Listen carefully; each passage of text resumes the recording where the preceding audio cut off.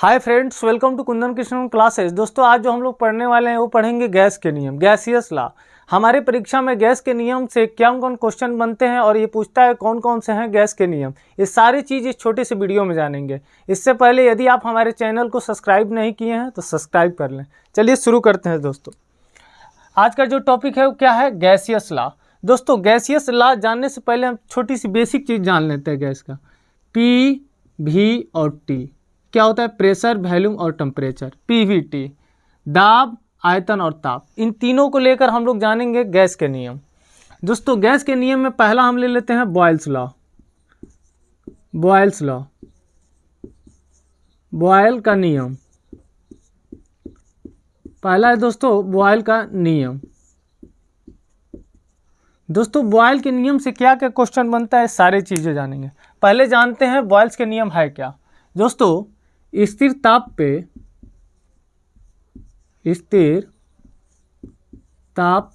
पर किसी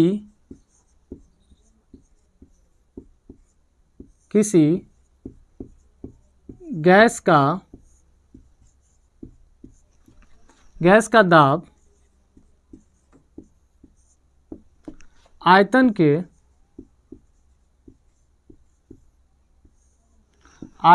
के व्युत्क्रमानुपाती होता है।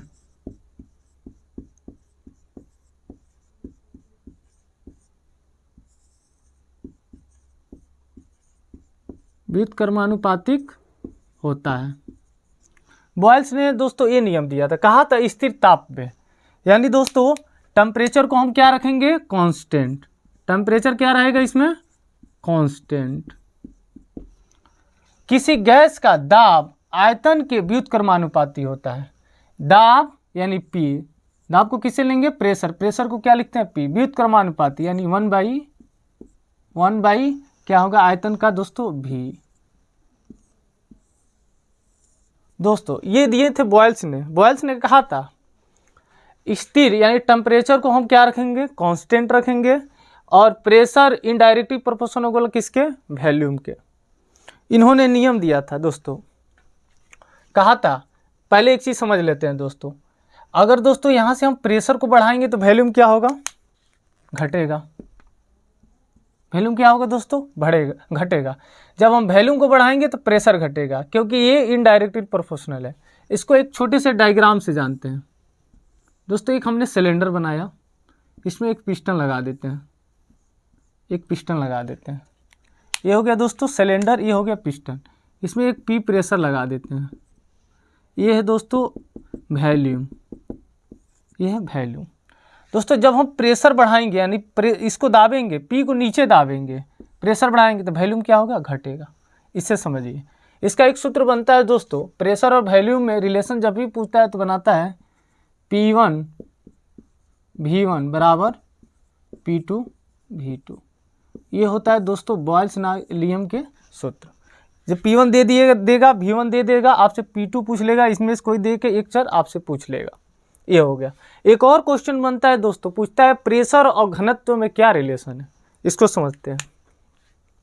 अगर आपसे पूछ ले प्रेशर और घनत्व में क्या रिलेशन है तो आप कैसे बताइएगा? प्रेशर बराबर क्या होता है दोस्तों 1/v, यानी प्रेशर किसके? आयतन के व्युत्क्रमानुपाती होता है। दोस्तों, घनत्व पूछता है प्रेशर और घनत्व में रिलेशन बताइए, तो घनत्व D बराबर क्या होता है दोस्तों? m/v। क्या होता है? m/v। तो यहाँ से ले लेंगे तो देख रहे हैं हम, यहाँ भी नीचे व्युत्क्रमानुपाती है वॉल्यूम में, यहाँ भी। तो प्रेशर और डेंसिटी का डायरेक्ट रिलेशन होता है क्या? डायरेक्टली होते हैं। Pressure directly proportional D। दोस्तों, घनत्व और प्रेशर का जो रिलेशन होता है वो समानुपात का रिलेशन होता है। जब हम प्रेशर बढ़ाएंगे तो घनत्व भी बढ़ेगा। ये चीज़ समझ लिए बॉयल्स लॉ से। अब चलिए दोस्तों जानते हैं दूसरा चार्ल्स लॉ। दोस्तों, चार्ल्स का नियम दूसरा क्या है? चार्ल्स के नियम। चार्ल्स क्या कहते हैं इसको हम लोग जानते हैं दोस्तों। चार्ल्स कहते हैं स्थिर दाब पर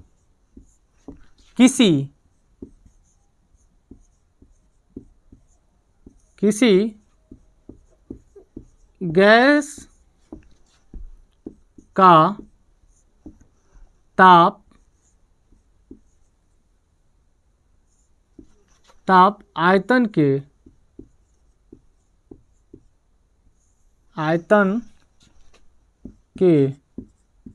समानुपाती होता है।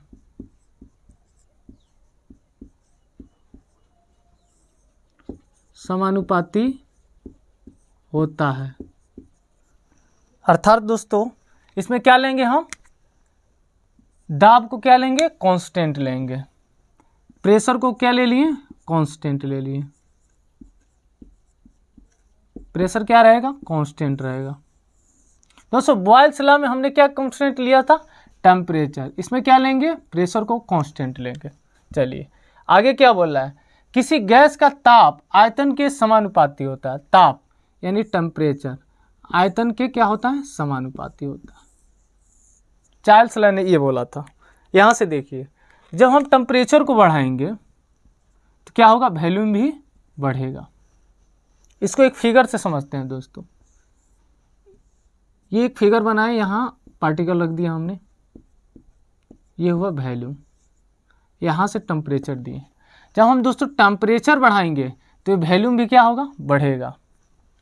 चलिए यहाँ से जानते हैं इनका क्या सूत्र बनता है।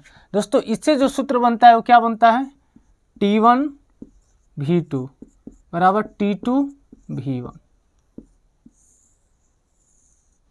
क्या बनता है दोस्तों, T1 V2 T2 V1, यहाँ से सूत्र बनता है चार्ल्स का नियम। अब चलिए दोस्तों तीसरा जो नियम है वो कौन सा नियम है, एवोगैड्रो का नियम। दोस्तों तीसरा क्या है, एवोगैड्रो का नियम। जानते हैं एवोगैड्रो का नियम दोस्तों। एवोगैड्रो ने कहा किसी गैस का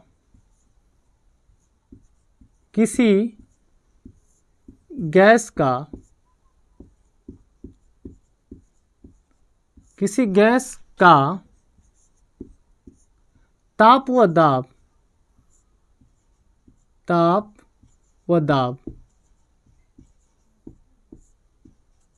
को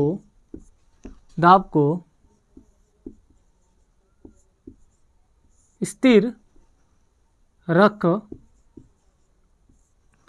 ताप और दाब को स्थिर रख आयतन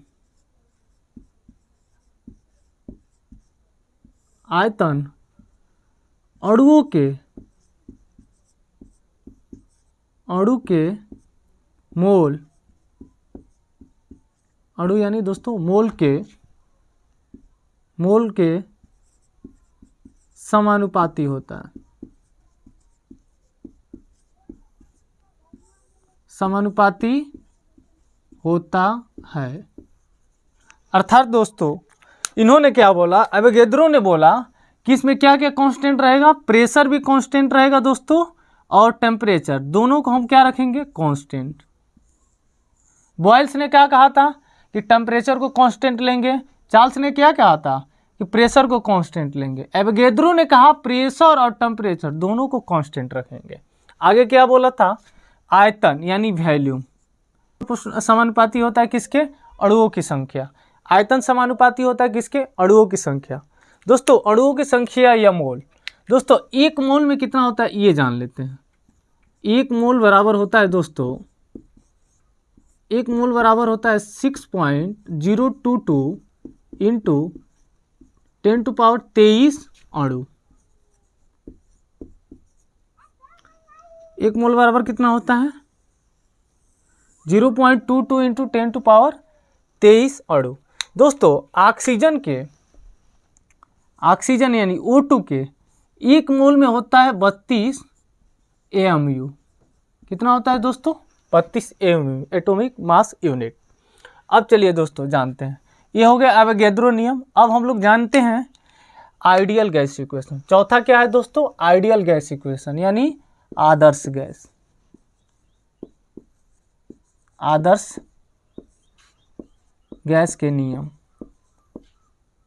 गैस के नियम। दोस्तों आइडियल गैस इक्वेशन क्या होता है इसको जानते हैं। दोस्तों आइडियल गैस इक्वेशन जो होता है वो होता है PV बराबर NRT। क्या होता है, PV बराबर nRT। P क्या है? प्रेशर। V क्या है? वॉल्यूम। N क्या है? मोलों की संख्या। R क्या है? Gauss constant. T क्या है? टेम्परेचर। दोस्तों यहाँ से ये पूछता है कि आपसे आइडियल गैस इक्वेशन क्या है, सत्यापित कीजिए। तो आप यहाँ से बताएंगे PV बराबर nRT क्या होता है? Ideal gas equation. दोस्तों क्विक रिविजन करते हैं, देखते हैं। पहला हमने क्या पढ़ा था?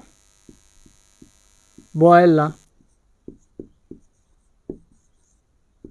बॉयल्स के नियम।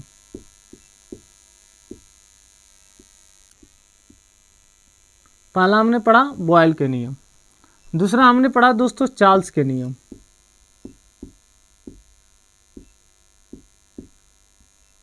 चार्ल्स के नियम, दूसरा हमने पढ़ा चार्ल्स के नियम। दोस्तों तीसरा हमने पढ़ा एवोगैड्रो का नियम।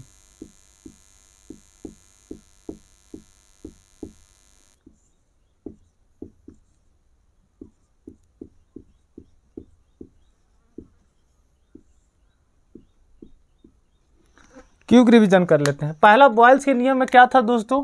टेम्परेचर को हम क्या रखेंगे? कांस्टेंट रखेंगे। चार्ल्स के नियम में क्या रखेंगे दोस्तों? प्रेशर को कांस्टेंट रखेंगे। किसको? प्रेशर को। चार्ल्स के नियम में हम लोग एवोगैड्रो के नियम में क्या रखेंगे? प्रेशर व टेम्परेचर दोनों को क्या ले लेंगे दोस्तों? कांस्टेंट। दोनों को क्या रखेंगे? कांस्टेंट। इन्होंने कहा था कि प्रेशर इनडायरेक्टली प्रोपोर्शनल होता है किसके? आयतन के। इन्होंने कहा था टेम्परेचर समानुपाती होता है किसके? आयतन के। इन्होंने कहा था वॉल्यूम समानुपाती होता है, यानी आयतन समानुपाती होता है यानी अणुओं की संख्या के। चलिए अब यहां से देखिए दोस्तों, जब हम प्रेशर को बढ़ाएंगे तो क्या होगा? वॉल्यूम घटेगा।